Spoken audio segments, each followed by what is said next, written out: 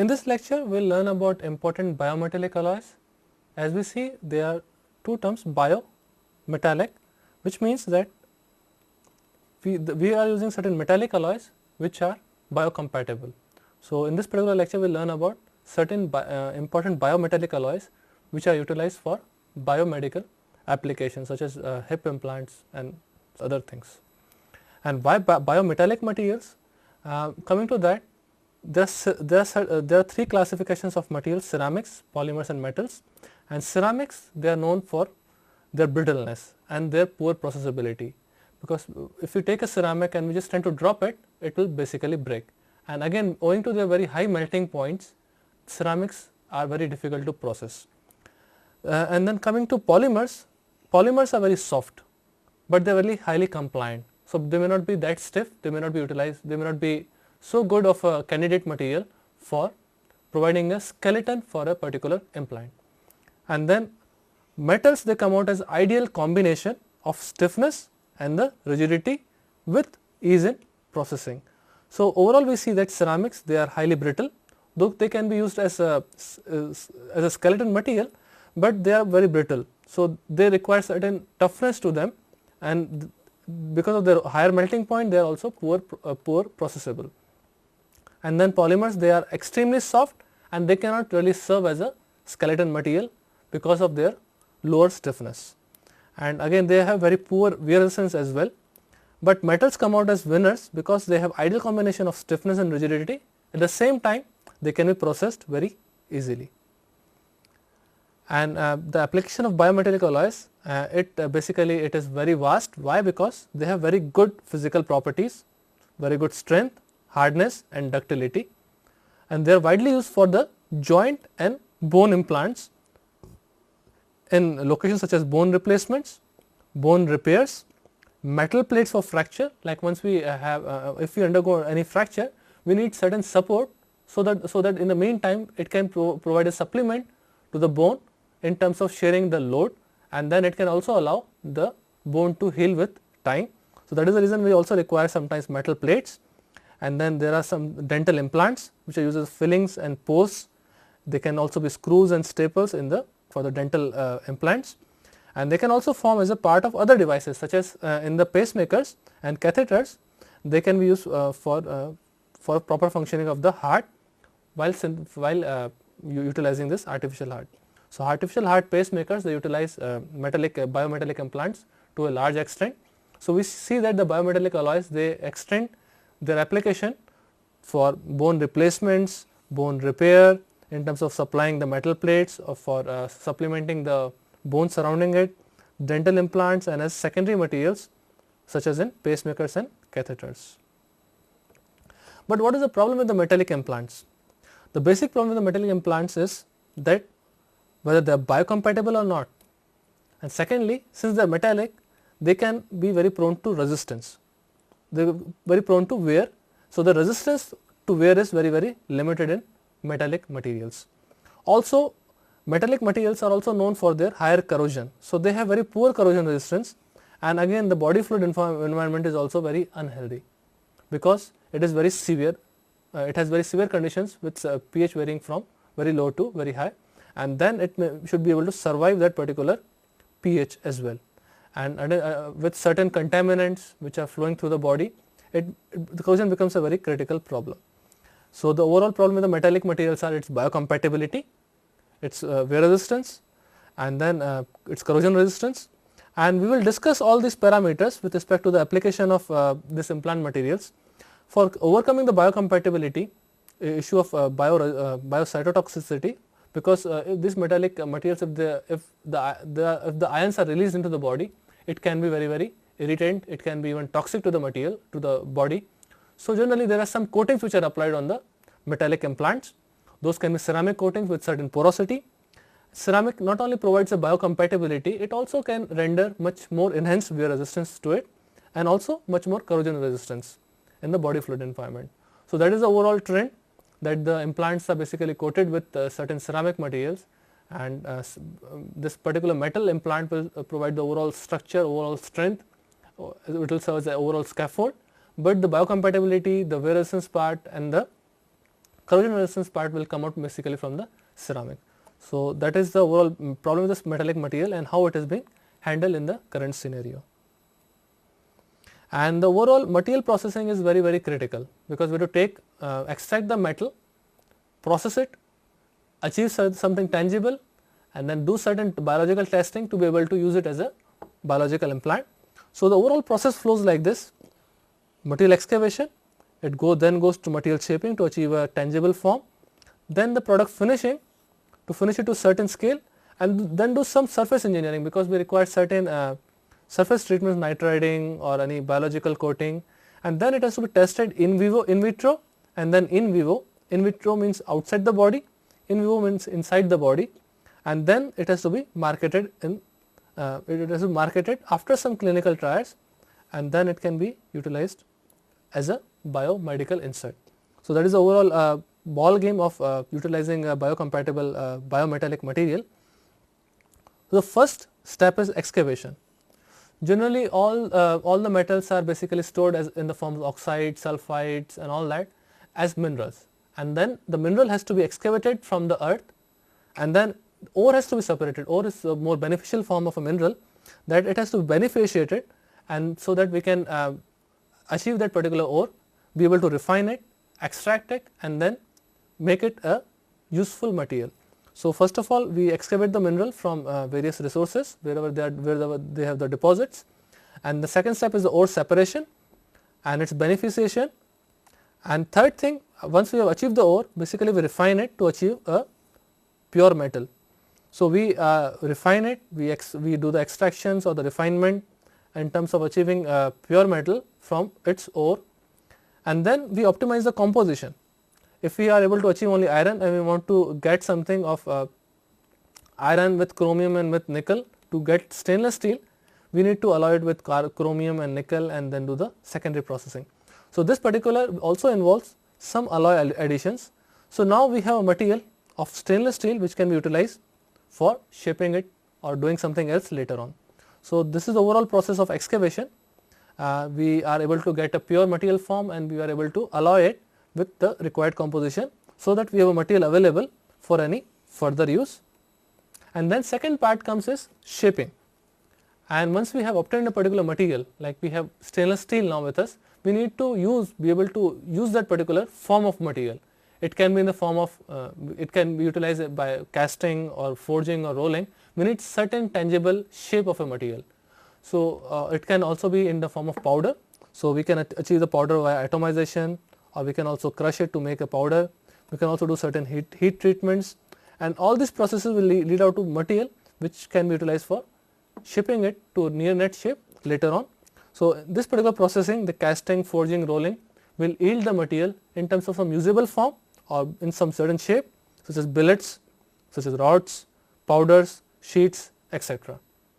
So, first of all, first process was to get a particular material. Second process is to get it in certain usable form, such as billets, rods, powders, sheets, or it can be anything else. So, this particular process shaping utilizes such as casting, rolling, forging, or even atomization, or undergoing certain heat treatment to be able to give out some useful form of the material. And now, once we attain this particular material, now we want to refine it further. We want to make it from a there is actually a repetition of powder metallurgy. So, I am sorry about that, but now once we have the material in some usable form, either in powder or in billet or in maybe any rod or billet. So, something we have something in usable form, now we can start processing, finishing it, like via machining. We can have a CAD/CAM design, computer aided design and manufacturing. We can again melt it and then we can cast it as an investment casting, or if we had powder, we can apply certain pressure and temperature to it via powder metallurgy, via hot isostatic pressing, or via cold isostatic pressing, or via hot compaction. So, there are certain techniques which we can utilize to again make it to a near usable shape. So, we have excavated the material, we have gotten a particular form of a alloy, like in terms of stainless steel, or it can also be titanium 6 aluminum 4 vanadium after alloying, and then we take it to some first step of getting certain shape out of it. It can be rod, it can be billet. Now, that particular rod or billet has to be finished to achieve a near to the actual usable form. So we have to perform this finishing step, which is nothing, which can be machining, which can be CAD/CAM design and manufacturing to a near net shape product, or it can also be investment casting and so on. And so once we have achieved a particular preform, now we need to apply certain surface enhancement to it, because as we said earlier that the biometallic materials, they are very poor in corrosion, they have very poor wear resistance, they can also be more toxic to the material if their ions are released. So there are certain whether they are biocompatible or not, that itself can be a question. So we have to perform certain surface engineering or surface treatments to it. So first it can be grit blasting to enhance the surface area of a particular bioimplant, and then we can also coat it with certain ceramics. Like an implant can be coated with hydroxyapatite to give it a certain biological compatibility. So we have something called hydroxyapatite, which can be coated onto a biometallic implant such as titanium 6 aluminum 4 vanadium, or it can also be stainless steel, and we will see some part of it like how, what is the stainless steel, how it is a good biocompatible material. But again, the coating can also be for hardenings, we can do nitriding, carbiding, anything else. And then we also need, sometimes we also need porosity. Why? Because sometimes it might happen that we need the cells to grow and anchor themselves with the particular implant. So if the material, if the surface is very smooth with no porosity, if it is very dense, then cells may not find enough space to go and anchor themselves. So apart from biocompatibility, the porosity can also be a very important criteria. At the same time, the implant has to survive certain wear, because once we are walking, we walk millions and millions of steps throughout our lifetime, and then the particular material has to survive that particular load as well as certain wear, because always the bodies are in like with respect to each other, the surfaces are again interacting with one another. So the surface has to also be surface also has to be wear resistant, and so these are certain criteria out here. Also it has to be corrosion resistant. So biologically compatible, should be hard, should be porous, should be tough. So these are certain criteria which really come out from this particular aspect, that the surfacing will provide all these properties so that the surface properties are enhanced to a very large extent. So for biological compatibility, we can coat it with certain ceramic material. Hardening and toughening can be given with certain secondary agents, which can be alumina, which can be hydroxyapatite, which can be zirconia, and then we also need to make the surface little porous so that cells can anchor to it, and also it can also be provided with the corrosion resistant coating as well. So these are the steps which are involved in surfacing to provide much more surface enhanced activity or surface enhanced property to a biometallic material. Now comes the quality control, that first of all we have to clean the surface so that it is free from any contaminants, then do particular inspection and do quality control to make sure that the things are within the specifications. And if it is a new material, then we also need to do biological testing in vitro, it means outside the body environment, then again in vivo using via sacrificing certain animals. So this biological testing has to be done in vitro, in vivo, and then it can be marketed and it can also be trialed clinically on patients. So these are certain aspects to the taking the product to the particular market and being able to use it. So certain things which are required here are cleaning, inspection, quality control, and its cytocompatibility, both outside the body and then in the body. In the body it cannot be done directly on humans. So first of all, the first testing is done on animals, either say rats or rabbits. Once it is verified, then it can go into the market and it can be tried clinically as well. So this is the overall processing cycle of a metallic implant material, and then we saw that the material excavation, it is one of the very critical features to see where the deposits are. It has to be particularly excavated, it has to be beneficiated, it has to be refined, so that material can be obtained and then it can again be alloyed to achieve a usable material. So we can have a usable material with certain alloys additions to it, and then it goes for material shaping to achieve a material in the more usable forms, such as billets, rods and all that. And then this is the first step of product finishing via certain say machining or maybe say CAD/CAM and something like that. and then we do some surface engineering, so that we achieve a biocompatible biometallic material with enhanced say corrosion resistance, enhanced biocompatibility, enhanced wear resistance, and so on. And these things are very critical because they decide the lifetime of a particular implant. So these things are really very critical, that we have a well engineered surface so that it can provide enhanced lifetime of the implant. At the same time, it should not induce certain toxic effects. It should not be it should not wear out so quickly, and it should be able to serve the purpose so that surgery is not required again and again. And that particular implant serves for a little longer lifetime, maybe say of more than 40, 50, 60 years. So that is the overall theme of doing the surface engineering. And once it has been engineered, in vitro testing is required outside the body environment under say simulated body fluid. Then in vivo testing within the body of say an animal, then probably marketing it, and then trying it clinically. So this is the overall cycle of the metallic implant, and now it has come with a particular usage with all the functionality for clinical use. Now coming to the different biometallic materials, we have stainless steel, cobalt, chromium, titanium alloys, and many others. So these are the three basic alloys which are used very widely. So we see that stainless steel, it has very high strength, it is highly economic, and it is easy in terms of processing. Steel is one of the very common materials, and once we alloy it with chromium, nickel, it becomes highly usable, and it is also very economically available. So it doesn't pose much problem in terms of its processing. So these are the overall advantages, that it also has very high strength, but it has also certain disadvantages. It has a poor corrosion resistance, also it has very high modulus. So how do we overcome that? Because we don't require high modulus. Why? Because once a bone is being assisted with something which has a very high modulus, then bone will start thinking, oh, I don't have to work. It will start resorbing back into the body, because all the load is being taken by the implant and not by the bone. So bone will think, oh, I am insignificant, I don't need to work at all, and that bone will basically dissolve. So we need a support material which will have a modulus similar to that of a bone. So that is a disadvantage out here. So the first disadvantage of poor corrosion resistance is being negated in cobalt chromium alloys, that it has high strength, but at the same time it has very high corrosion resistance. But again, they also face with the same problem, that they have very high modulus, and since this is a very specialty alloy, cobalt, chromium, and both of them are very costly, so that brings the cost part very high. So that is a disadvantage, that it has very high modulus, and at the same time it is very, very costly.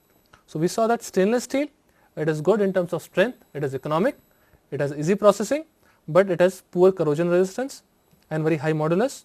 So it has been negated by cobalt chromium, which has a better corrosion resistance, but it becomes highly costly, and while its modulus also remains very high. So now titanium alloys come, and then they have high resistance, high strength, high corrosion resistance, and they have low modulus. So again, the negative part has been already undertaken out here, but now titanium alloys, they show poor wear resistance. So that is the overall cycle, that either the implant material is it has very poor corrosion resistance, or either they have very high modulus, and once they have very low modulus, the problem becomes in terms of handling the wear property of those alloys. So this is a very vicious cycle, that something or else is lacking in the particular material, biometallic material.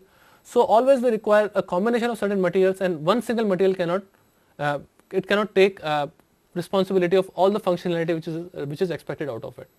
So that makes this biometallic materials very complex in terms of handling it.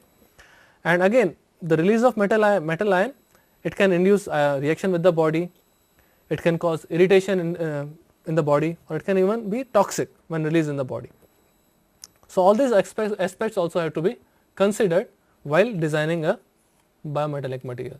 So we see that there are certain materials, stainless steel, cobalt chromium, titanium alloys, which can undertake certain responsibility, but at the same time they also have certain disadvantage, either in terms of poor corrosion resistance, or in terms of having maybe say very high modulus, or maybe having very high wear rate. So these all things need to be balanced, that they should have very high corrosion resistance, they should have low modulus, at the same time very low wear resistance, while maintaining high strength, mechanical properties, and so on. and also their release into the body also has to be restricted. So there are certain parts to it that needs to be optimized while designing this particular biometallic materials. In this particular case, in this particular lecture, we will concentrate more on the stainless steel, and as we see about them as we go along. There are certain other materials as well, like tantalum, and tantalum is highly resistant to chemical attack, and it shows very low adversity in terms of biological response. So it is highly cytocompatible, and people have even made a porous tantalum sponge kind of a material, and since it is highly porous, it allows cells to grow inside and anchor itself. So that basically yields that tantalum is a very good biocompatible material, and it can also be very light. So it can be used, since it is very strong material, it can be very light, and then it can allow very easy movement of a particular limb or any bone part. And again, metals have been coated with tantalum, and tantalum itself will not degrade, and once it is exposed to a body fluid media.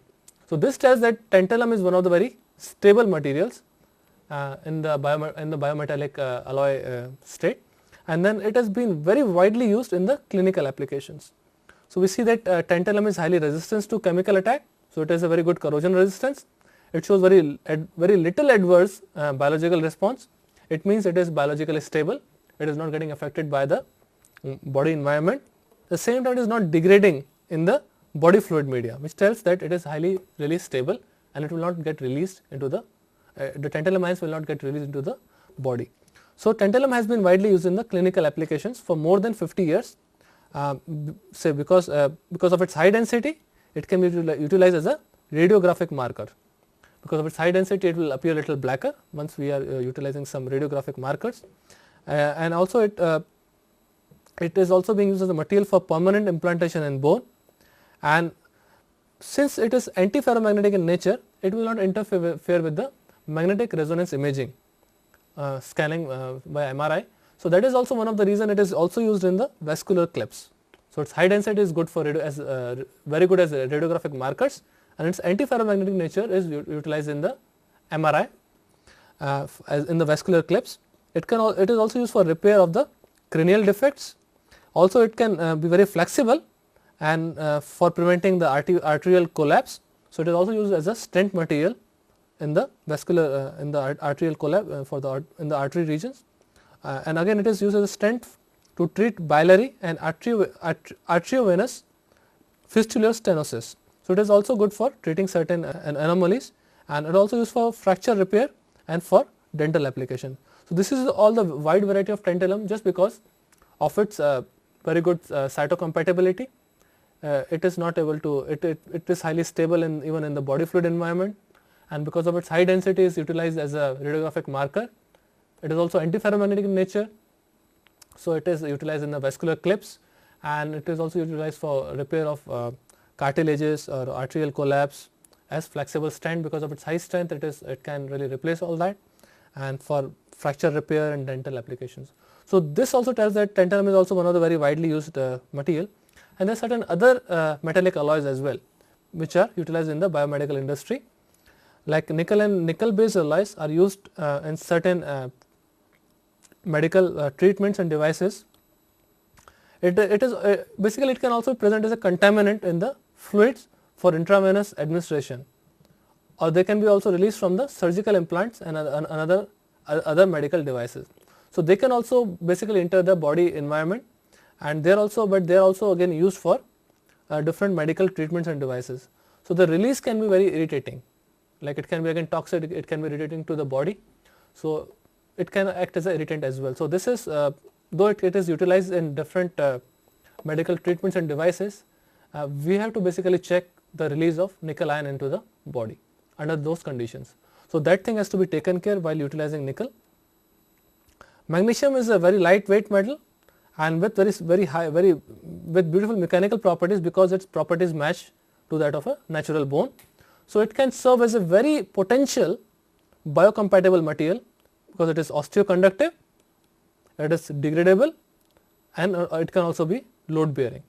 So these are three very essential properties of this particular material, that it can be osteoconductive, it can be degraded, and it also utilizes it can also bear load. So that makes it a structural material for the body environment, and that is the beauty of this alloy magnesium. And again, aluminum also has been utilized in say total hip endoprosthesis, which are basically made of titanium alloys. So titanium 6, aluminum 4, vanadium or so, and in that they were regarded as a safe, and they were considered safe as far as the risk of aluminum release in vivo was considered. But again, some other studies also have found that it is basically a hazardous agent, and it can also get accumulated at certain regimes of say brain, muscle, liver and bone. So there is no consistency in terms of how the aluminum is reacting and how the kind of effects it is producing. So first of all, it is sometimes if it is emitted in titanium alloy, it is considered safe, but it can also release and get accumulated in say liver, bone or even muscle. So that can be little deleterious to the body. So we see that nickel and nickel alloys, they are good, but again they can also be, they get released from either devices or through intravenous administration of some certain drugs. So their release also has to be kept under check. And then magnesium alloys, they are very similar to that of a bone in terms of the properties, and they are osteoconductive, they are degradable, and they are very load bearing implants. So they can be very well utilized as a biocompatible material. But again, aluminum is it is a little iffy that they do not have direct findings whether it is good or bad, and people have found that aluminum can be good in certain conditions, it can be again bad in certain conditions. So there is still some ambiguity in terms of utilizing aluminum as a biocompatible material. Now stainless steel is one of the very economic materials because in terms of providing strength, but they have little poor corrosion resistance. So stainless steel basically comprises of iron and then chromium in the order of 70 to 20%, nickel 10 to 17%, molybdenum 2 to 4%, carbon 0.03%, and limitations of manganese, phosphorus, sulfur, silicon and 2.8%. So overall, the overall protection, the corrosion protection in the stainless steel is given by chromium, because chromium forms a chromium oxide which is highly impervious in nature. So this chromium oxide protects the stainless, renders the stainless property to the steel. But the problem with chromium is it is a ferrite stabilizer, it means a BCC structure. So to counter that, we add some nickel to it. Nickel becomes FCC or face-handed cubic, and it is much more easy, and it is very ductile, provides a FCC phase. So that is the overall strategy of adding certain alloys to the stainless steel. So we have iron, the major content, chromium to provide the corrosion resistance, and the nickel to make it austenite stabilizer, and in terms of rendering enhanced strength and property to the stainless steel. So once coming back to it, that the phosphorus and sulfur also have to they are also kept maximum of 0.03 weight%, and again to eliminate the inclusions and some oxidation precipitates, a low vacuum melt can also be utilized to improve the quality of stainless steel. And then again this particular material has to be cast into some useful shapes for its application. So we have the chemical composition also can be very dominant, it can portray a very dominant effect on the stainless steel. So coming back to the effect of the alloying elements, that chromium, it renders the corrosion resistant to the steel because of its formation of chromium oxide on the surface, which is highly impervious. But the problem with chromium is it is a ferrite stabilizer, and it is much weaker than the austenite phase. So that is the overall theme about using the chromium, limiting the chromium. We would want the chromium to be as much as possible because it provides the protection effect, but it becomes much weaker because it forms a ferrite phase, which is BCC, and therefore the chromium content generally has to be limited. And to counter that, to make it back into austenite phase, we add nickel. So nickel is added to the order of maybe say 12 to 20% to counter and then make it back to the austenite state. So that is the overall philosophy of adding nickel, and nickel basically increases the strength of the austenite phase, and it is much better than chromium alone. And again there is one more critical problem with the carbon. Carbon has to be very low. Carbon is generally limited to say around 0.03% in stainless steel. So, we have carbon content much less than 0.038%. This happens because the basic corrosion protection element in the stainless steel is chromium, and chromium has a very strong tendency to form carbide. So, it basically forms Cr23C6, which is a carbide state, and once this carbide is formed, now the overall matrix is devoid of chromium to form chromium oxide, and since there is no chromium oxide, the overall material will be under attack and it will have very less corrosion resistant.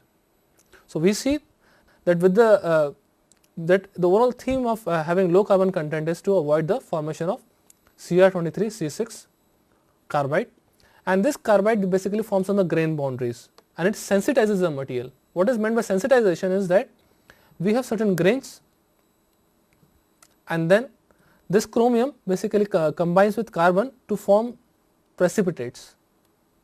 So, these black dots which I am drawing here, those are nothing but precipitates, and then the interior of the grain, it becomes devoid of chromium. So, we have chromium rich regions which are nothing but the grains out here, and the interior of it gets devoid of chromium. So, now this particular region, the interior of the particular grain is now much more prone to corrosion. And now we have a gradient that we have high chromium and then we have low chromium, and that basically is called sensitization,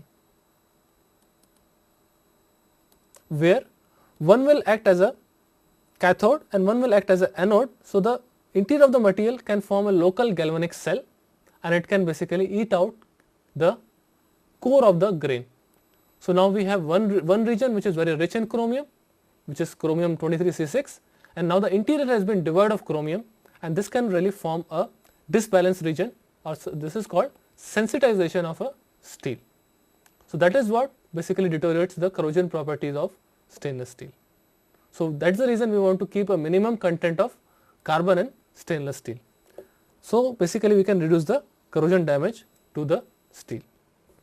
So, overall we want to keep a low carbon content to avoid the formation of chromium carbide, and this basically it avoids the precipitation at the grain boundary, and this basically is avoiding the sensitization of steel or the formation of carbide at the grain boundary, and which in turn overall reduces the corrosion damage to the stainless steel. So, that is the philosophy of keeping the carbon content very low. And again the microstructure also is well defined by ASTM standards, that ASTM specifications state that we should have a desirable single phase austenite.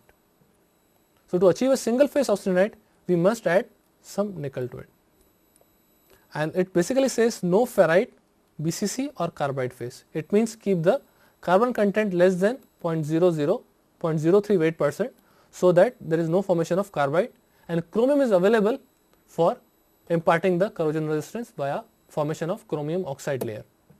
So, basically to do that we have chromium, and then it is being counteracted by it basically forms FCC phase, and that thing to counteract that we add nickel to achieve a FCC phase. So, this is the overall strategy of this particular thing of maintaining the microstructure. At the same time, the steel has to be free from sulfide stringers or any oxide inclusions. So, there has to be a clean steel making, or we use low vacuum technique, low vacuum melt, that we basically avoid the formation of any oxides. We keep the sulfur content less than 0.03, phosphorus content also less than 0.03, so that the sulfide stringers can be avoided into the particular steel. So, once you have clean steel, the properties will automatically enhance. So, because there are no lamellae of stringer or lamellae of stringers of sulfide which will form certain boundaries, and those boundaries are generally weak, and then they lead to failure or maybe enhanced corrosion as well. So, by achieving a cleaner steel, we can have a much more uniform phase as well, and that will basically reduce the pitting corrosion, and also it will avoid any interaction of or formation of any interfaces between metal and inclusion. So, the overall theme of this particular microstructure or controlling the microstructure is attaining FCC phase, so that is single phase austenite, avoiding formation of any carbide, so that we can retain the corrosion resistance of a material. No ferritic phase and only austenitic phase, so that the mechanical properties are superior. It should be free from sulphide stringers. We need to avoid the unclean steel making, because the sulphide stringers, they lead to reduced strength, as well as they can also form metal inclusion interfaces, and it can again induce certain corrosion to it. So, the pitting corrosion can be well assisted by this particular stringers. Also, it will weaken the material as well. So, this is the overall strategy of controlling the microstructure. Now, the grain size of the microstructure is recommended by ASTM again. So, ASTM of size 6 or finer, it means grain size of 100 micrometers or less is recommended for the 316L. It is a 316 type low carbon stainless steel, and the grain size can be calculated from n is equal to 2 to the power n minus 1, where capital N is the number of grains which are counted in 1 inch square at 100x magnification, and small n is nothing but the ASTM grain size, which should be number 6 or smaller. It means ASTM grain size number 6 or more. The grain size for the microstructure is recommended by the ASTM for 316 stainless steel, which recommends that the ASTM grain size should be number 6 or finer. It means that the grain size of a stainless steel should be 100 microns or less, or in terms of ASTM number, the grain size should be number 6 or more. So, the grain size can be calculated via this particular formula, that n is equal to 2 to the power of small n minus 1, where capital N is the number of grains which are counted in an area of 1 inch square at a magnification of 100x, and the small n is nothing but the ASTM grain size, which should be number 6 or more, so that the number of n, the number of grains counted in the region, can be much more or much finer. So, we see that a particular microstructure will show us a particular grain pattern, and if the grains, and if these grains, they are much finer, or they are much finer and less than 100 microns, it means the grain size is number 6 or more. So, we attain certain micron bar, say if this one is certain number, and these grains are finer than or lesser than 100 microns, then we have attained the ASTM number 6 of grain size. So, that is what we are able to see from this particular recommendation, that the grains should be very fine, so that mechanical properties are very good, and then it should be totally homogeneous. It should be free from any inclusions and any inclusions or any carbides and any oxides, and it should have a very homogeneous structure, and as per ASTM recommendation, n is equal to 2 to the power n minus 1. So, this n is nothing but the grain size. So, number of grains in a 1 inch area square should be 2 to the power 6 minus 1 is equal to 2 to the power 5. So many numbers of grains should be visible in an 100x magnification in an area of 1 inch square for ASTM number 6. So, that is how the ASTM grain size is calculated for stainless steel. And as the grains they get refined, and the grains also need to be very uniform, because once the grains are more uniform, then only the properties can be very uniform throughout the matrix. So, we have to avoid the secondary inclusions or any carbides which can generate into the particular matrix.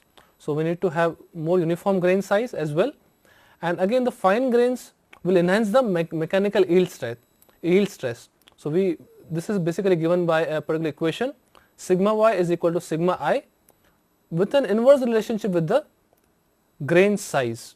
So, we see there is some frictional stress, yield stress is dependent on the frictional stress, but plus some parameter which is dependent on the propagation of this particular propagation parameter, which can allow the slip to occur through the grain boundaries, and d, it is inversely proportional to the square root of d. So, sigma y is proportional to 1 by under root d, and as soon as the grain size is getting reduced, the overall yield stress required will basically keep on increasing. So, that is what once we have the grain size very fine, the ASTM number more than 6, then we will have the grain size very low, and as the grain size is getting lower and lower, the overall yield strength will keep increasing, and it means increase in the yield stress or the enhanced mechanical property of a specified steel. So, that is what the overall advantage of achieving a finer grain structure. And grain refinement can be achieved via certain techniques such as rapid solidification. We can also do certain cold working which will break the grain size. We can do a rapid annealing, and then we can also do some sort of a heat treatment or recrystallize the particular grains to achieve even finer grain structure. And usually 30% cold work is done, which is done to enhance the yield strength, enhance the ultimate tensile strength, and also enhance the fatigue strength. And this cold work is doing nothing but breaking the grain size and refining the grains. So, we achieve a grain size of very fine nature, and as we understood later that the yield strength is dependent on the under root of the grain size. So, this particular dependence enhances the yield strength and the ultimate tensile strength. And basically if we have a particular microstructure, it will be very fine in the transverse direction. So, we will see very fine grains in a particular material, and these grains are much lesser than 100 microns. So, this is as per specification per ASTM, that we have grain sizes very uniform of lesser than 100 microns, and that is what we will see. And under surface these grains will undergo some plastic deformation, and that plastic deformation can also be given by a cold working, a 30% cold work, and again we can also see certain slip lines. So, if we had certain grains, we will see certain slip lines which will generate which are basically allowing the slip to occur. It is basically for allowing slip in this direction, and this can also have certain slips something like this to allow slip in this direction as well. And there can be different alignments of slip in different grains which will allow slippage in certain direction. So, those slips are accommodated by certain slip lines which are predominant in the material itself, and again the grain size also has to be much more finer, so that so that dislocations can get piled up at certain locations, and it will basically enhance the strength. So, this particular model arises from the piling up of the dislocations within a certain grain. If the grain size is very small, then many dislocations have to be accommodated within a certain regime, and then grains themselves can slide down, and finer grains can therefore result better yield strength as well as better ductility to the material. And once the grains are undergoing plastic deformation, we start seeing some basically some twinning or some slip lines which will basically be present in the microstructure. So, we are seeing very fine microstructure in a transverse direction, and after plastic deformation we see much breakage of those bigger grains into very fine grains, and that thing is resulted by the plastic deformation, and we also see certain slip lines. Seeing the mechanical properties, how they are dependent on the basically heat treatment which is given to the material, we see that we have certain specification for a stainless steel. In this case we have little higher content of sulfur and phosphorus, and they basically yield to formation of some sulfide stringers, and that is, if you see that the yield strength is around 221 megapascal, tensile strength of around 483 megapascals, and fatigue strength in a certain range. But as soon as we go about a better purity steel which has very low sulfide content and even lower carbon content, so now we can see that the yield strength has increased to by certain time by maybe to the order of maybe 50%, tensile strength has also increased, and even the fatigue strength is approximately similar. So, this thing is arising because now we have removed the sulfide stringers, and we also have reduced the formation of precipitate or the carbides out there. But as soon as we cold forge it, we can see the drastic enhancement in the yield strength. It has gone from 221 to 331 to 792 megapascals. So, these three have the similar composition, and from 331 it is increasing to 792, and tensile strength has gone from 586 to 930. So, this drastic improvement is achieved even via 30% cold work, and then fatigue strength has improved in this particular case from 240 to around 310 to 448 megapascal.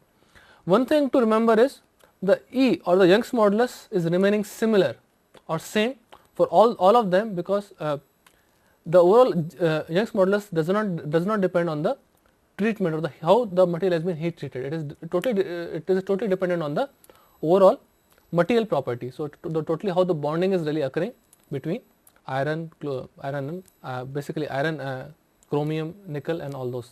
So, the modulus is totally a compositional property, and then we are seeing similar Young's modulus for all of them.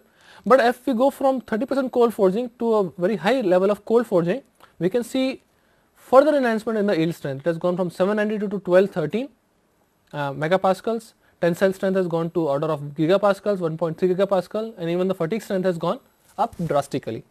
So, you can see what is the effect of this particular treatment in terms of deciding the mechanical properties of stainless steel. So, that is the overall strategy of basically designing and providing certain heat treatment or some mechanical treatment in terms of such as annealing or cold forging to enhance the mechanical property via several times. So, apart from the grain structure, this part is also very important. And how the cold working works is like cold working can automatically be generated as well, like with the service time of a particular say bone implant screw, and we see much elongated grains or texturing in the stainless steel. So, if we are say rolling a particular material or we are cold working a particular material, we can see that the grains will start aligning in one direction and they will be basically elongated. So, this is what we will observe in the texturing or the elongation part of the cold work stainless steel. So, we will see that the grains are elongated along the rolling direction or the form direction. We can see the elongation of grains and it will be much larger, and that is actually giving rise to some texturing of the stainless steel. But if we try to see a longitudinal section, so this is nothing but the texturing part along the longitudinal section, but if you see a perpendicular to that longitudinal axis or the transverse axis, we will see that the grains are again equiaxed. So, we will see that equiaxed grains which were probably less than 100 microns as per ASTM specifications. So, they will remain as such in the transverse direction, but the longitudinal direction you can see much more elongation along the work direction. So, if it has been rolled, then we see much more texturing along this direction, or the grains are elongated along horizontally, but the transverse part will have still equiaxed grains. So, that part actually is being shown by this particular scheme of microstructure development, how the microstructure will develop for the screw as we roll it. So, it will show some elongation along the roll direction or some texturing, and whereas the transverse section will remain as such. And coming to the corrosion property of stainless steel, it is again one of the very critical parts of utilizing the stainless steel as body implants, that corrosion behavior of duplex steel has found to be very good, and again it is the superferritic steel is also very good as compared to the 316 stainless steel. And it has also been suggested by a group of Shiva Kumar that superferritic and duplex stainless steel can be adopted as the implant material because of their high pitting and crevice corrosion resistance. So, once we start avoiding the sulfur and phosphorus, it can basically enhance the corrosion pitting resistance, so that it can avoid the formation of certain stringers, and then it can reduce the inclusions and metal surface contacts. So, that is the reason it can lead to enhanced crevice corrosion resistance in once we have a duplex steel or once we have a superferritic steel. And again once we are alloying the stainless steel with certain alloying additions, chromium, nickel, moly and all that, basically it can also lead to certain allergic and carcinogenic effects. So, this part also we have to keep under check that we are protecting the particular material and it is not really corrosion prone, and it may not lead to certain alloy certain ion release into the body. So, though chromium is even hexavalent chromium is again said to be carcinogenic, and then chromium, it provides a protection via formation of Cr2O3, but it basically becomes a ferritic stabilizer. So, it forms a BCC structure. To counteract that, we are adding nickel, and again to enhance certain mechanical certain properties of steel, we are producing krilled steel via addition of moly silicon, which can react with oxygen and basically make the steel very much pure. So, again those are again ferrite stabilizers as well. So, to counteract that, we start adding nickel, and as soon as we start increasing the alloy concentration, basically that can be very deleterious, as it may lead to more chances of ion release into the body, and it can be highly allergic because those ions can get accumulated at certain locations. They might cause irritation, they can be more allergic, or they can even be carcinogen. So we have to keep this particular thing under check, and super ferritic steel or duplex steel can be used as a body implant material.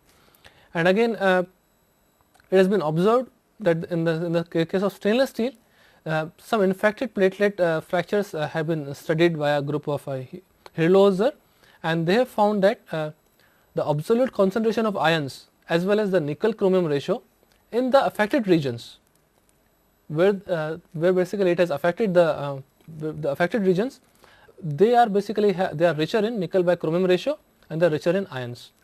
So that tells that the infected areas are basically rich in either nickel chromium or ions.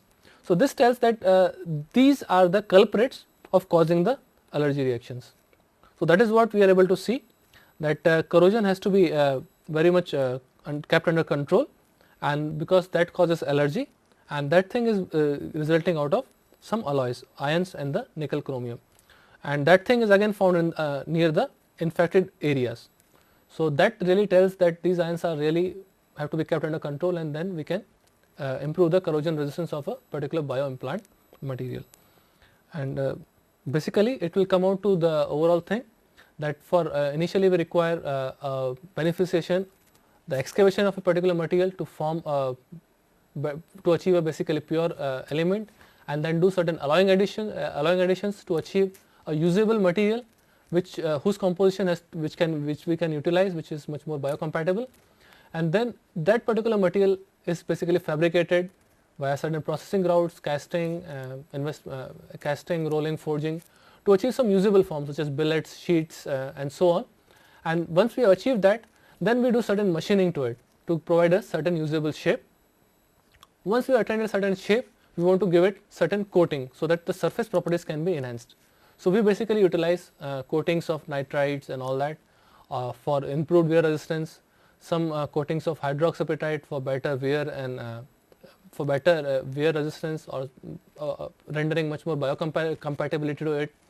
And then we also so these are the overall parts which we can really give as a surface treatment, and then it has to go under quality control and then some clinical trials, and as well as before that we have to also do some animal studies in vivo, in vitro, to basically comment on the overall biocompatibility and the usability of that particular implant for clinical trials. And from there on we realize that there are certain materials, stainless steel, cobalt chromium alloys, titanium alloys, tantalum alloys, nickel alloys, magnesium, aluminum alloys, and we saw there how their overall usability is. And this lecture we concentrated more on the stainless steel part of what is the importance of the alloys such as chromium to impart much more corrosion resistance to it, and other elements such as molybdenum, silicon, which are again used for keeping the check on the inclusions. And we have to keep sulfur, phosphorus lower at very low content, less than 0.03, 0.01 weight% to avoid the formation of lamellase. And since our chromium and again molybdenum and silicon are more ferrite formers, we have to make it much more austenitic in nature. So for that we add much more nickel. So nickel is added in the order of 12 to 20% to make it again make it from ferrite to austenite, and austenite is much more stronger in nature. So that is how we saw that how the transition occurs from ferrite to austenite, and then austenite is much more required form for a biomedical implant.